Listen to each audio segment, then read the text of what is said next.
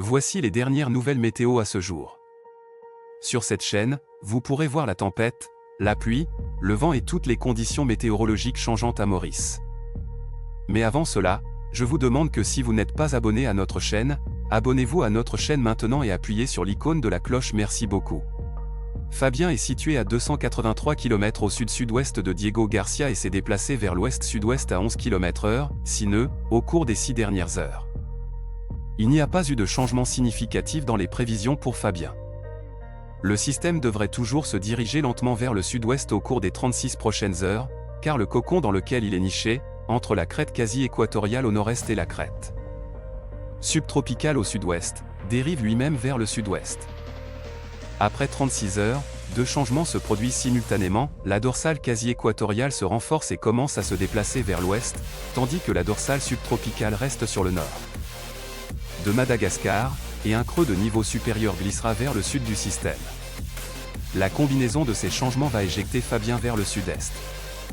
Comme l'environnement global est marginal et ne devrait pas changer, il n'y a pas de changement majeur prévu dans l'intensité au cours des 36 prochaines heures, bien que des excursions de courte durée au-dessus ou en dessous de l'intensité prévue soient possibles en raison d'effets diurnes ou de mésoéchelles à court terme.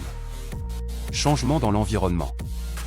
Cependant, après 36 heures alors que le système commence à se déplacer vers le sud-est, les modèles globaux suggèrent que des vagues de flux du sud-ouest se déplaceront sur le système, inaugurant des impulsions d'air sec à mi-niveau et une augmentation du cisaillement, affaiblissant régulièrement le système jusqu'à seulement 65 km/h, 35 nœuds, en 4 jours.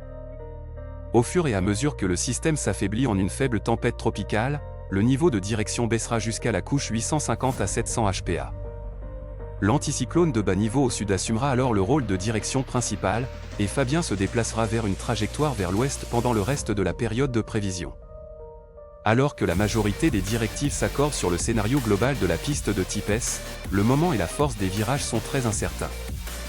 L'étalement global du guidage passe à un peu moins de 556 km en 5 jours avec le Navgem à l'ouest et le GRR du côté et de l'enveloppe. La prévision JTWC couvre la solution GFS dans la majorité des prévisions, bien que la confiance reste faible tout au long de la période de prévision.